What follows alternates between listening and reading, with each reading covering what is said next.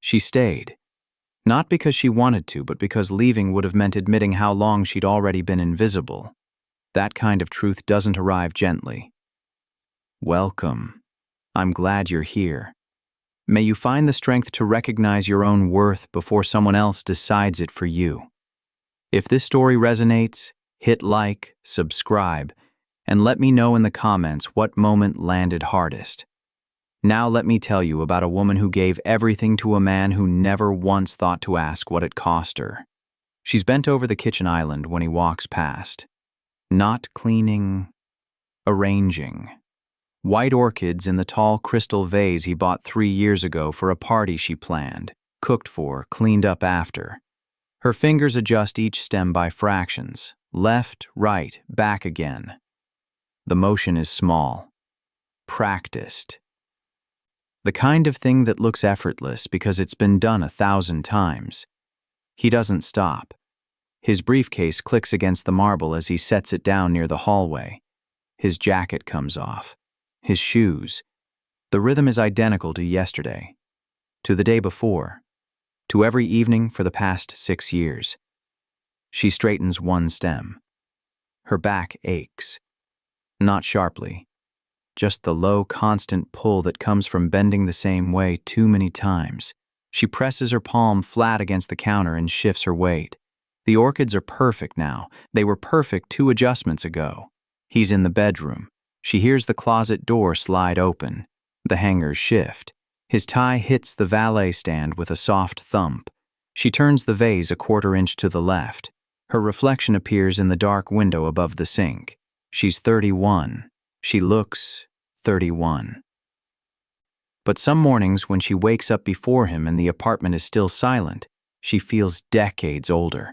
Not in her bones, in her attention, in the way she's learned to anticipate his needs before he names them, before he even knows he has them. The vase is centered now. She steps back. Her phone is face down on the counter. No messages. There haven't been messages in months. Her friend stopped asking if she was free. She wasn't. She isn't. Freeness requires boundaries, and boundaries require the belief that your time belongs to you. Hers doesn't. Not in any way that matters. Dinner? His voice comes from the hallway. She doesn't turn.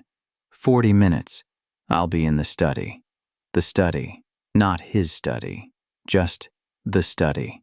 As if the room exists independently. As if she didn't repaint it last spring because he mentioned once, that the gray felt too cold. As if she didn't spend an entire Saturday moving furniture while he played golf, making sure the desk faced the window at the exact angle he preferred, even though he never said thank you. He nodded. He sat down. He opened his laptop. She pulls the salmon from the fridge. Her hands know the routine. Oil in the pan. Heat to medium. The fish goes in skin side down. She doesn't check the recipe. She stopped needing recipes 2 years ago, right around the time she stopped needing to ask what he wanted for dinner. His preferences aren't spoken anymore. They're assumed, encoded. She's become fluent in a language he doesn't realize he's teaching. The salmon sizzles. She presses it flat with the spatula, keeping the edges from curling. The skin crisps. The smell fills the kitchen. Butter, lemon, thyme. It's the same meal she made last Tuesday, and the Tuesday before that. He likes routine. He says it's efficient. What he means is, he likes not having to think about it. She plates the meal 12 minutes early, then waits. The kitchen is silent except for the faint hum of the refrigerator and the occasional tick of the cooling pan. She leans against the counter, arms crossed. Her sweater is soft. Cashmere. He bought it for her last Christmas. No card, no wrapping. Just the box on the bed with a note that said, "Thought you'd like this." She did like it. She wears it almost every week, but she can't remember the last time he noticed. At 39 minutes, she hears his chair roll back. His footsteps. He appears in the doorway, already scrolling through his phone. "Smells good," he says without looking up. She sets his plate on the table. He sits. She waits for him to take the first bite. He does. No reaction, no pause, just chewing. Efficient. "How was your day?" she asks. "Fine. Busy." "Anything specific?" "Not really." He's still looking at his phone. She sits across from him. Her plate is smaller. She's not hungrier. She just stopped serving herself the same portions a year ago.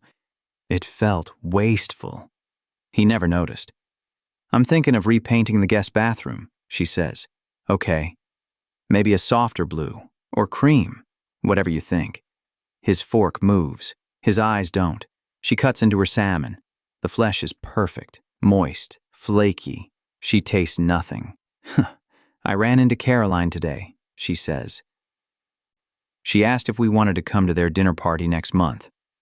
"I'll check my calendar." He won't check his calendar. Or he will, and he'll say he's busy. Or he'll say yes, and then the day before, something will come up. A client call, a meeting, an opportunity he can't pass up. And she'll go alone, or she won't go at all, and Caroline will stop asking. They always stop asking. "She mentioned her daughter just started college," she continues. "That's good." "Yeah." Silence. The kind that used to feel comfortable, companionable. Now it just feels like waiting. For what? She doesn't know. A question, maybe. A glance. Proof that he registered she's sitting 3 feet away. He finishes his meal in 9 minutes, stands, takes his plate to the sink. "Thanks," he says. "I've got some emails to finish." He's gone before she can respond. She sits there for another 5 minutes. Her food is half eaten. Cold now. She takes one more bite, then pushes the plate away. The kitchen is pristine. It's always pristine. She clears the table, loads the dishwasher, wipes down the counters. Her hands move through the routine automatically. Muscle memory. She's so efficient now that she doesn't have to think about it, which means she has too much space to think about everything else. Like the fact that she can't remember the last time he kissed her first. Not a real kiss. Not the kind that means something. Just the reflex kind. The habit kind. The "we're married, so I should probably" kind.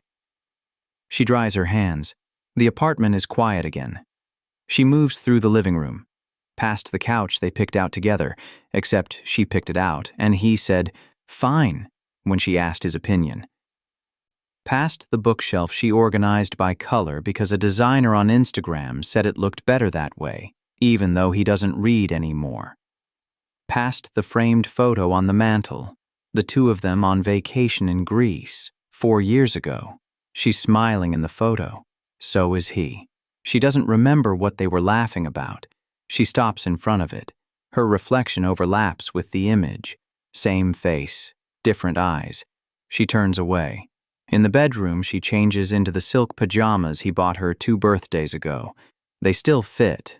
They're beautiful. She wears them every night because he said once that he liked the way they looked. He hasn't said it since, but she keeps wearing them anyway, just in case. Just in case tonight is different. Just in case he looks at her and sees her. He doesn't come to bed until after midnight. She's awake. She's always awake. But she keeps her breathing slow and even, her back turned toward his side of the bed. He slips under the covers carefully, quietly. He used to reach for her, not every night, but sometimes.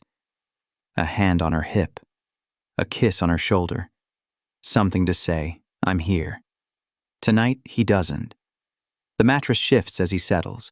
She counts his breaths, slow, deep. He's asleep in less than 4 minutes. She stares at the dark. Morning arrives the same way it always does. His alarm, his shower, his routine. She's already awake. She makes coffee while he's still in the bathroom. 2 cups. Black for him. Cream and sugar for her, though she started taking less sugar lately, not because she wants to, because she read somewhere that it's better for you. And if she's going to keep doing this, Whatever this is, she should probably take care of herself. No one else is. He appears in the kitchen at 7:18. Exactly 7:18. "Thanks," he says, taking the cup from her hand. She nods. He drinks half of it standing by the window, looking out at the city below. 52 floors up. The view is stunning. She used to stand there with him in the mornings, both of them quiet, both of them awake in the same space at the same time. It felt like intimacy, like they didn't need words. Now she knows the difference. Intimacy requires presence. He's just awake. "I'll be late tonight," he says. "How late?" "Not sure. Dinner meeting." "Okay. Don't wait up." She wasn't planning to, but she will. She always does. He sets the empty cup in the sink. Doesn't rinse it. She will. She always does. He kisses her on the cheek. The same spot. The same pressure. The same duration. 3 years ago she would have turned her head, met his mouth, made it last. Now she just stands there. He leaves. The apartment is silent. She rinses his cup, then hers, then wipes down the counter even though it's already clean. Her phone buzzes. A text from her mother. "Lunch this week?" She stares at the message. Her mother will ask how she is. She'll say fine. Her mother will ask about him. She'll say he's busy. Her mother will smile and say, "That's good. That's what successful men do." And isn't she lucky? She deletes the text, not the message, the thread. She'll respond later, or she won't. The hours blur. She goes to the gym. Not because she loves it, because it fills time, because it's something to do that doesn't involve waiting for him to come home. She runs on the treadmill for 40 minutes. Her pace is steady. Her breathing is controlled. She's good at control. She's been practicing for years. A woman on the treadmill next to her is talking on the phone, laughing, making plans for the weekend. Her voice is bright, unrehearsed. She used to sound like that. She can't remember when she stopped. After the gym, she showers, changes. The apartment is still empty. She vacuums even though the floors are clean. She dusts even though there's no dust. She rearranges the books on the shelf. Again. At 3 p.m., she sits on the couch with her laptop. She opens a blank document. The cursor blinks. She closes the laptop. She used to write. Short stories mostly. Nothing serious. Nothing she ever showed anyone. But it was hers. A space in her head that didn't belong to anyone else. She stopped 2 years ago. Or maybe 3. She can't remember why. Or maybe she can, and she just doesn't want to admit it. She stopped because he never asked about it. Not once. And after a while, doing something no one notices feels the same as doing nothing at all. The afternoon stretches. She makes herself tea, drinks half of it, pours the rest down the sink. At 6 p.m., she starts dinner. Not for him. He said he'd be late, but she makes it anyway. For herself, she tells herself. Except she's not hungry. She hasn't been hungry in months. She eats 3 bites, wraps the rest, puts it in the fridge. At 9 p.m., she texts him. "Are you okay?" 3 dots appear, then disappear, then reappear. "Yeah, running later than I thought. Don't wait up." She doesn't respond. She gets ready for bed. The silk pajamas again. She climbs under the covers. Her side of the bed is cold. His side is empty. She falls asleep at 11:43. She wakes at 2:16. He's there, beside her, breathing softly. She doesn't remember hearing him come in. She closes her eyes. 3 weeks pass, or maybe 4. Time moves differently now, not in days, in routines, in repetitions, each one identical to the last. She stops counting. On a Thursday, she thinks it's Thursday, he comes home early. 6:47 p.m. She's in the kitchen, halfway through chopping vegetables. He sets his briefcase down. "Hey," he says. She looks up. "You're home. Meeting got canceled." "Oh." He loosens his tie. "What are you making?" "Stir fry." "Sounds good." He walks past her, into the bedroom. She finishes chopping. Her hands are steady. but something in her chest tightens. Not hope. She's too smart for hope now. Just awareness. He's here. Early, for the first time in weeks, she plates the food, sets the table, calls him. He sits. They eat. "This is great," he says. "Thanks. You always know what I like." She smiles. Not because she wants to, because it's expected. "I was thinking," he says. She waits. "We should take a trip. Get away for a weekend." Her fork pauses. "Really?" "Yeah, it's been a while. It's been 2 years." But she doesn't say that. "Where?" she asks. "I don't know. Maybe the coast, somewhere quiet." "That sounds nice. I'll check my schedule." He won't. Or he will, and he'll realize he's too busy. Or he'll book it, and something will come up. But she nods. Okay. They finish eating. He helps her clear the table. It's the first time in months. She washes. He dries. They move around the kitchen in a rhythm that almost feels natural. Almost feels like it used to. When they're done, he turns to her. "I'm glad I came home early," he says. "Me too." He kisses her. Not on the cheek, on the mouth. It's soft, brief, but it's real. Her chest tightens again. "I'm going to catch up on some work," he says. "Okay." He leaves. She stands in the kitchen. Her hands are still damp. She dries them slowly. That night he comes to bed at 10:30. She's reading. He climbs in beside her, closer than usual. "Good book?" he asks. "It's okay." He reaches over, turns off her lamp. She sets the book aside. He kisses her again. Longer this time. His hand moves to her waist. She responds. Not because she wants to. Not exactly. But because it's been so long since he touched her like this. Since he looked at her like she was something other than the person who makes his coffee and keeps his house clean. They have sex. It's quick, efficient. Afterward, he rolls over. "Good night," he says. "Good night." He's asleep in minutes. She stares at the ceiling. Her body feels heavy, not tired, just used. She rolls onto her side. Her chest is tight, not because of what just happened, because of what didn't. He never asked if she wanted to. He never asked if she was okay. He never asked anything. He just assumed. And she let him, because that's what she does. She lets him. 2 months later, they're at a charity gala. His company is hosting. He's been talking about it for weeks. She's wearing the black dress he picked out, the one that fits perfectly. The one that makes her look elegant and expensive and exactly like the kind of woman a man like him should have on his arm. She hates it. Not the dress. The fact that he picked it. They arrive at 7 p.m.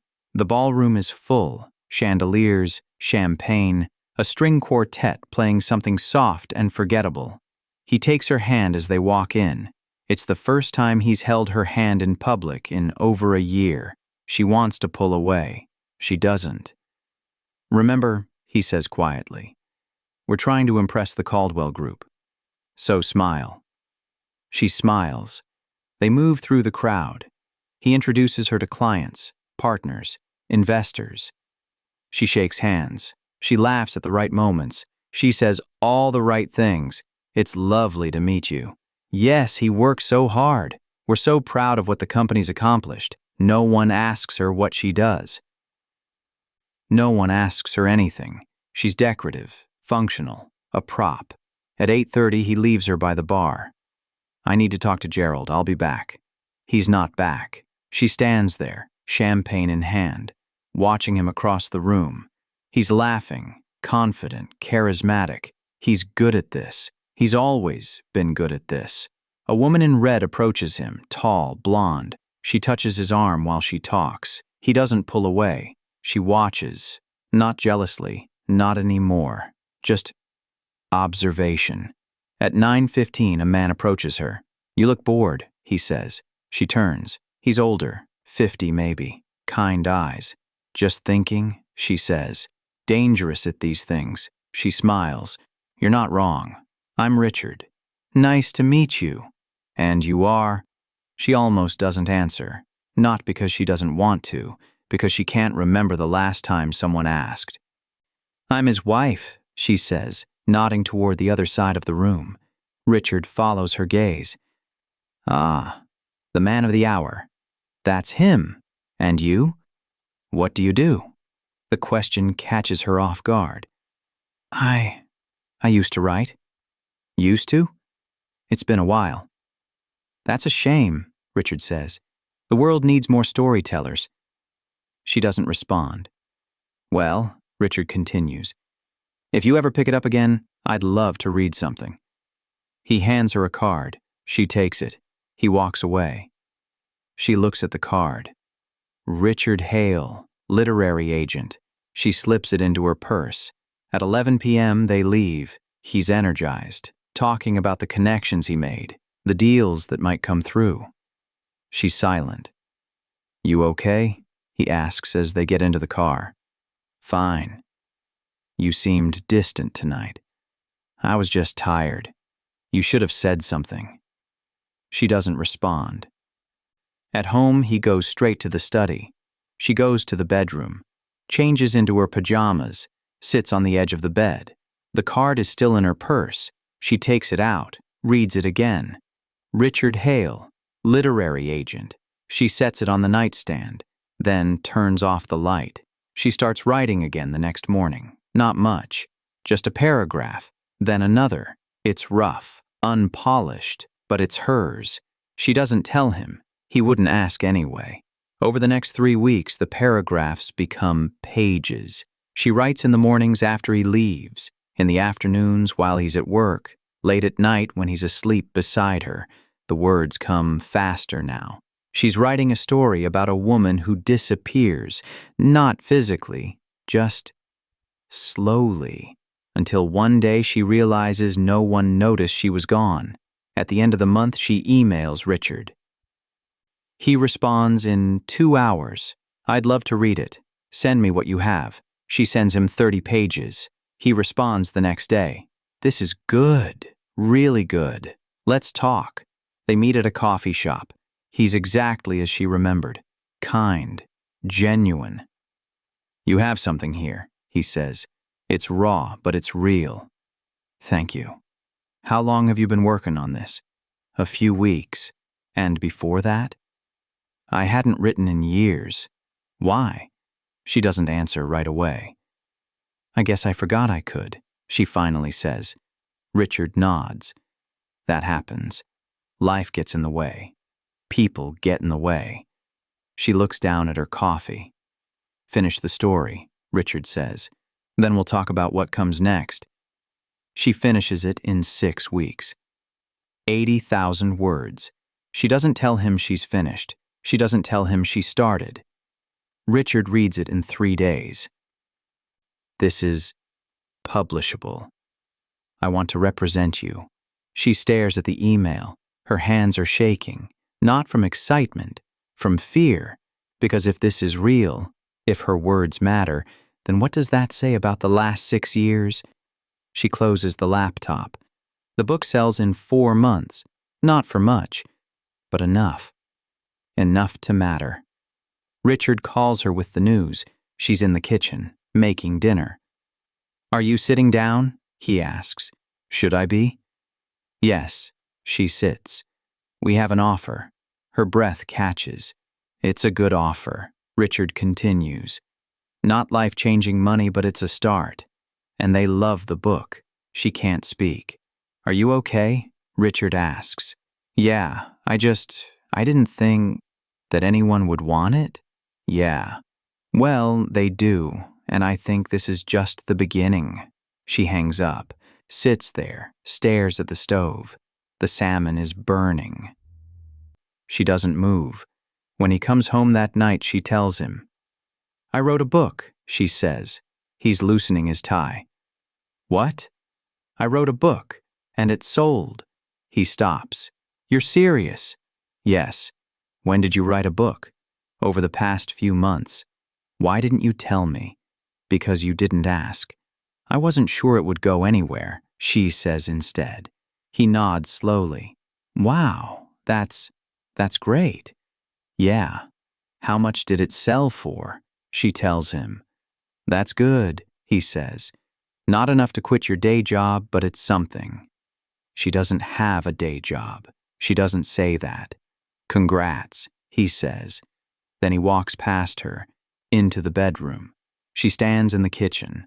The salmon is ruined. She throws it away. The book comes out 8 months later. It's a quiet launch. No fanfare, no media attention. Just a book. Her book. She holds the first copy in her hands. Her name is on the cover. She cries. Not because she's happy, because she's grieving. For all the years she didn't do this. For all the years she thought she couldn't. For all the years she believed him when he made her feel small. He never said it. Not directly, but he didn't have to. The reviews start coming in. They're good. Then they're great. Then they're everywhere. A stunning debut. Quietly devastating. A story that stays with you. Within 3 weeks, the book is on bestseller lists. She's invited to book clubs, podcasts, interviews. People want to talk to her about her words, her story, her. She says yes to everything, not because she wants to be famous, because she wants to exist. He comes home one night and finds her packing. Where are you going? He asks. Book tour. 2 weeks. You didn't mention it. I just found out yesterday. 2 weeks is a long time. She zips the suitcase. I'll be back. I'm just saying, it's a lot. She looks at him. It's my job. Your job? Yes. He laughs, not meanly, just dismissively. Okay. She picks up the suitcase, walks past him. Don't wait up, she says. The tour is exhausting and exhilarating. She talks to readers who see themselves in her story, who thank her for writing it, who tell her it changed something in them. She didn't know words could do that. She didn't know her words could do that. In Chicago, a woman approaches her after a reading. Thank you, the woman says, for writing her so honestly. Who? She asks. The woman in the story, the one who disappears. She doesn't disappear. I know, the woman says. She just stops showing up. And no one notices. She nods. I was her, the woman continues, for 10 years. And then I left. How did you know when to leave? When I realized I was already gone. They hug. She cries in her hotel room that night. Not from sadness, from recognition. By the time she gets home, the book has sold 50,000 copies. Richard wants to talk about the next one. She wants to talk about it too. But when she walks into the apartment, he's waiting. We need to talk, he says. She sets her suitcase down. Okay, this is getting out of hand. What is? This, he gestures vaguely. The book, the tour, all of it. I don't understand. You're never here anymore. She stares at him. I've been gone 2 weeks. Exactly. And you've been gone every night for the past 6 years. That's different. How? Because I'm working. So am I. He laughs. It's not the same. Why? Because what I do actually matters. The words hit her like a slap, not because they're surprising, because she finally hears them. Get out, she says. What? Get out. This is my apartment. No, she says. It's our apartment, and I want you out. You're being dramatic. I'm being clear. He stares at her. You can't be serious. I've never been more serious. You're throwing away 6 years because of one comment? No, she says.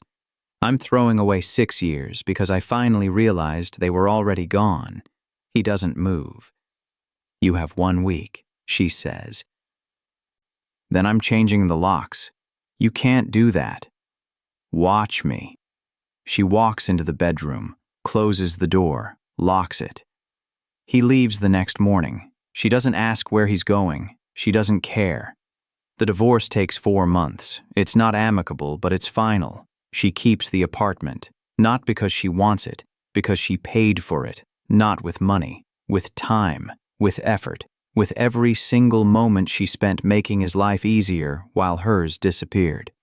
The second book sells before she finishes writing it, for 10 times what the first one made. She buys a house, not an apartment. A house, with a yard, and windows that let in light. She adopts a dog, a mutt from the shelter, scruffy, enthusiastic. The dog doesn't care that she's a writer. The dog just wants her there. She's there. Every day. She writes in the mornings, walks the dog in the afternoons, cooks dinner for herself in the evenings. She eats slowly. She tastes everything. On a Tuesday, she runs into him. Downtown, outside a coffee shop. He's with someone, younger, blonde, laughing at something he said. He sees her, freezes. Hey, he says. Hi. Silence. The woman beside him shifts uncomfortably. This is, he starts. I don't need to know, she says. He nods. You look good, he says. Thanks. I heard about the second book. Congrats. Thanks. More silence. Well, he says. It was good seeing you. Take care, she says. She walks past him, doesn't look back. At home, she sits on the porch. The dog curls up beside her. She watches the sunset. Her phone buzzes. A text from Richard. Ready to talk about book 3? She smiles, types back. Always. The sky turns orange, then pink, then dark. She stays outside, not because she's waiting for something, because she's exactly where she wants to be. 2 years later, the third book wins an award. She's invited to give a speech. She stands on stage in front of 500 people. Her hands are shaking, not from fear, from gratitude. Thank you, she says, for seeing these stories, for seeing me. The audience applauds. She looks out at them, and for the first time in her life, she feels visible. Not because someone else is looking at her, because she finally sees herself. She walks off stage. Richard is waiting. You killed it, he says. Thanks. Dinner to celebrate? Actually, she says, I think I just want to go home. Fair enough. She drives home. The house is dark, warm. The dog greets her at the door. She changes into sweatpants, makes tea. Sits at the kitchen table with her laptop, opens a new document. The cursor blinks. She starts typing, not because she has to, because she wants to, because the words are hers, and so is her time, and so is her life. Outside, the world keeps moving. Inside, she's finally still, not stuck, just present. She writes until midnight, then closes the laptop, turns off the light, goes to bed. The sheets are cool, the room is quiet, she's alone, and she's never felt less lonely. 3 months later, she gets an email from him. I know I don't have the right to ask, but can we talk? She deletes it, then blocks his address. She doesn't need closure. She already has it. The fourth book comes out the following spring. It's her best yet. The reviews say so, but more importantly, she knows it. She's on tour again. This time, she's not exhausted. She's energized. In Seattle, a young woman raises her hand during the Q&A. How did you know when to leave? She asks. The question hangs in the air. She thinks for a moment. I didn't, she says. Not at first. I just knew I couldn't keep disappearing. The woman nods. After the event, she signs books for 2 hours. Each signature feels like proof. Proof that she's real. Proof that she matters. Proof that giving herself a chance was the best thing she ever did. At the hotel that night, she orders room service, eats in bed, watches a movie she's wanted to see for years but never had time for. She laughs out loud, not because the movie is funny, because she can. The next morning she wakes up early, not because she has to, because she wants to see the sunrise. She stands by the window. The city is waking up below her. She presses her palm against the glass. It's cold. She doesn't pull away. She just stands there, watching, breathing, being. And for the first time in a decade, she doesn't feel like she's waiting for her life to start, because it already has, and it's hers, completely, irrevocably, hers. The email comes 6 months later, from a producer. They want to adapt the first book into a film. She says yes, not because she needs the money, because she wants to see the story told in a new way. The filming takes 4 months. She's on set for most of it, watching actors bring her words to life, watching a story she wrote in the smallest, loneliest moments become something massive. The lead actress approaches her during a break. "Thank you for writing her," the actress says. "Thank you for playing her. She's one of the most real characters I've ever read. She was easy to write," she says. "I knew her well." The actress nods. "I think we all do." The film premieres at a festival. She walks the red carpet. Alone. By choice. The cameras flash. She smiles. Not for them. For herself. The film is beautiful. Devastating. True. It wins 3 awards. She's interviewed on national television. "What inspired the story?" the host asks. She thinks about lying, about giving a polished answer, but she doesn't. "I wrote about a woman who spent years making herself smaller," she says, "because I was that woman, and I needed to see what it looked like from the outside." "And what did you see?" "That I deserved better." The interview goes viral. Women reach out to her from all over the world, thanking her, telling their own stories. She reads every message. She cries more than once. Not from sadness, from connection, because she's not alone. And neither are they. 5 years after the divorce, she's at a bookstore in Boston, signing copies of her 5th book. The line is long. She doesn't mind. A woman in her 60s approaches the table. "I just want to say thank you," the woman says. "For what?" "For reminding me I still have time." "Time for what?" "To start over." They hold eye contact for a long moment. "You do," she says. "You always do." The woman smiles, walks away. That night she's lying in bed. The dog is curled up at her feet. Her phone is on the nightstand, silent. She doesn't check it. She just stares at the ceiling, thinking about how different her life is now, not because everything is perfect, but because it's hers. She gets up, walks to the window. The city is lit up below, alive. She presses her hand against the glass, feels the cold, feels the distance, feels the freedom. And she realizes something. She doesn't miss him, not even a little. She misses the version of herself who thought she needed him. But that woman is gone, and she's not coming back. She climbs back into bed, turns off the light, closes her eyes, and for the first time in her entire life, she falls asleep without wondering if she's enough, because she knows she is. She always was. 6 months later, she's at a literary gala, accepting an award for contribution to contemporary fiction. The room is full. She stands at the podium, looks out at the crowd, and she sees him, in the back, watching. Her heart doesn't race, her hands don't shake. She just sees him. And then she looks away. She gives her speech, thanks the people who matter, walks off stage. He tries to approach her after. She keeps walking. "Wait," he calls. She stops, turns. "I just wanted to say congrats," he says. "Thanks. You've done really well." "I know." Silence. "I've thought about you," he says. "I haven't. It's not cruel. It's just true." He nods. "I deserved that." "You did." She turns to leave. "For what it's worth," he says. "I'm sorry." She stops, looks back at him. "It's not worth anything," she says. "Not anymore." She walks away, out of the ballroom, into the cool night air. Her car is waiting. She gets in, drives home.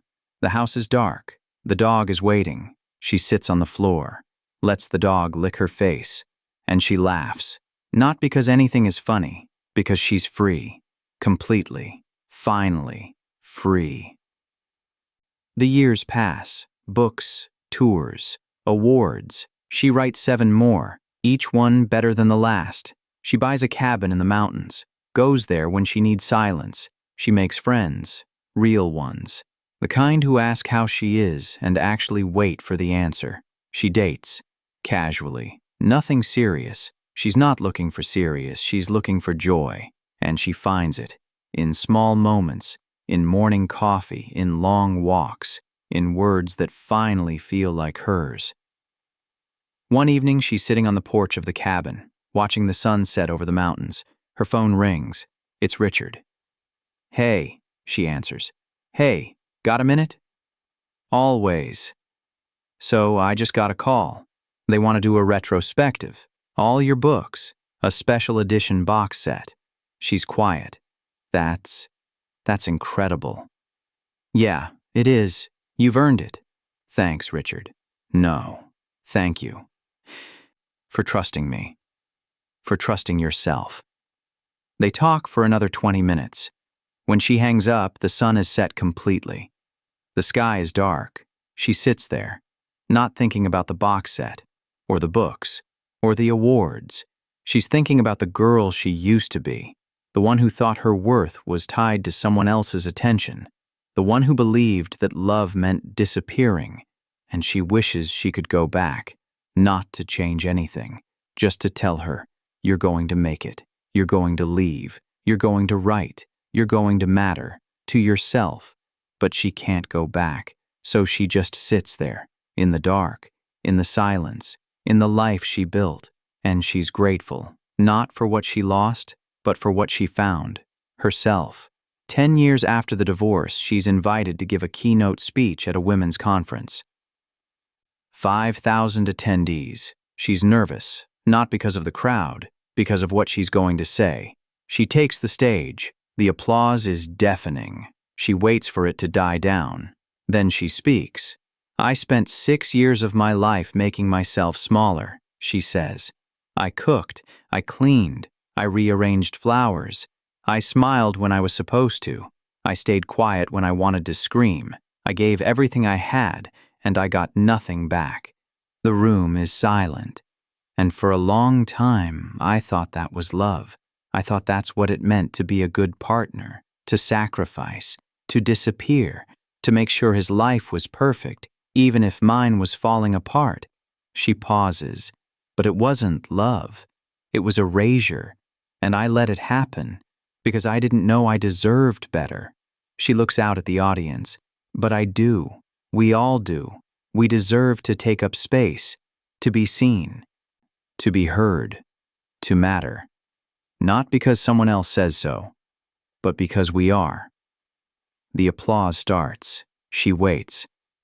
"I'm not here to tell you to leave your relationships. I'm not here to tell you what to do. I'm just here to tell you this. If you're disappearing, if you're giving and getting nothing back, it's not love, it's loss, and you deserve better." The room erupts. She steps off stage. Her hands are shaking, but not from fear, from release. Backstage, a woman approaches her. "Thank you," the woman says. "I needed to hear that." "Me too," she says. They hug, and she realizes something. She's not just telling the story anymore. She's living proof it's survivable. The email comes a year later, from him. She almost deletes it. But curiosity wins. She opens it. "I saw your speech. You were right. About everything. I'm sorry for the man I was. I hope you're happy." She reads it 3 times, then closes it. She doesn't respond. Not because she's angry, because there's nothing left to say. He's part of her past, but he's not part of her present, and he'll never be part of her future. She deletes the email, blocks him again, and moves on. The 15th book comes out on a Tuesday. She's at home. The dog is older now, gray around the muzzle, slower. She sits beside him on the floor, holds the book in her hands. Her name is on the cover. It always is, but this time it feels different. This time she's not just proud. She's at peace. She opens the book, reads the dedication. For the woman I used to be. Thank you for surviving long enough to become me. She closes the book, sets it aside, picks up her laptop, opens a new document. The cursor blinks. She starts typing, not because she has a deadline, not because anyone's waiting, just because the words are there, and she wants to write them. The dog rests his head on her knee. She keeps typing. Outside, the world keeps moving. Inside, she's exactly where she belongs, writing, living, being, and she's never been happier. Not because everything is perfect, but because it's hers. Every single moment, every single word, every single breath, hers, and no one can take that away. The call comes on a Sunday, her agent, excited. They want to do a documentary, he says, about your life, your work, the whole journey. She's quiet. I don't know, she finally says. Why not? Because it's mine. And I don't know if I want to share it like that. Think about it, he says. You don't have to decide now. She thinks about it for 3 weeks.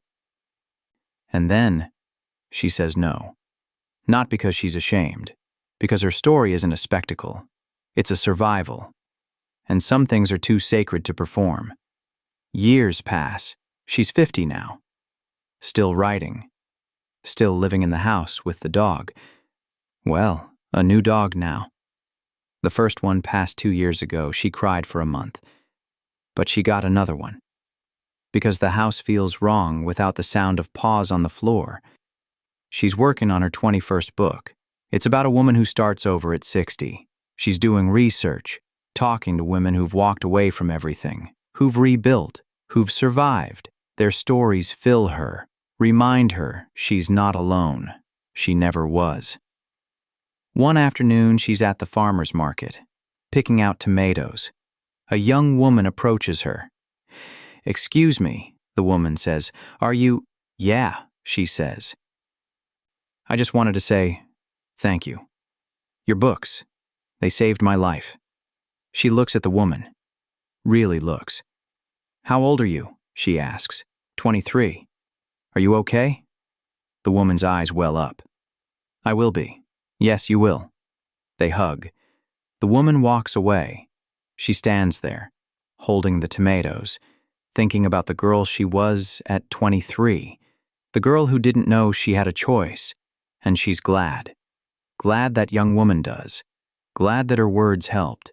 Glad that she survived long enough to write them. On her 55th birthday, she's alone. By choice. She makes herself dinner, lights a candle, pours a glass of wine, sits at the table, and she toasts. To herself. To the woman who stayed too long. To the woman who finally left. To the woman who rebuilt. To the woman who survived. She drinks. The wine is good. The food is good. The silence is good. Everything is good. Not perfect, but good, and that's enough. It's always been enough. She just didn't know it yet. After dinner, she walks outside. The stars are bright. She looks up, and she thinks about all the years she spent looking down, at her feet, at the floor, at the life she thought she deserved, but not anymore. Now she looks up, at the sky, at the possibilities, at the life she's built, and she smiles. Not because she's arrived, but because she's free, completely, finally, irrevocably free, and no one can ever take that away. The final book comes out when she's 62. It's her last. She said everything she needs to say. The reviews are glowing, but she doesn't read them. She doesn't need to. She knows what she's written, and she knows it's true. The book ends with a woman standing on a porch, watching the sun rise, alone, but not lonely, just present, fully, completely, there. It's her story. It's always been her story. She just didn't know how to tell it yet. Now she does, and she's done. Not because she has nothing left to say, but because she's said enough. The rest is silence, and silence is enough. She dies at 73, peacefully, in her sleep, in the house she bought, with the dog at her feet. Her books are on the shelf, 23 of them, each one a piece of her, each one proof that she mattered, not because someone else said so, but because she did. The funeral is small. Friends, readers, people whose lives she touched. They tell stories about her kindness, her honesty, her courage. But the story that matters most is the one she wrote. The one about a woman who gave everything and got nothing, until she finally gave herself permission to leave. And in leaving, she found everything. Her voice, her worth, her life. It's not a sad story. It's a survival. And survival is the loudest form of love. Years after she's gone, her books are still read, still passed around, still changing lives, because the truth doesn't die. It just waits for the right person at the right time to hear it, and when they do, they know. They're not alone. They never were, and neither was she. She gave him her youth. He gave her nothing, but she gave herself everything, and that was always enough. If you enjoyed this story, subscribe to Mr. Douglas Tales, where powerful stories unfold one moment at a time.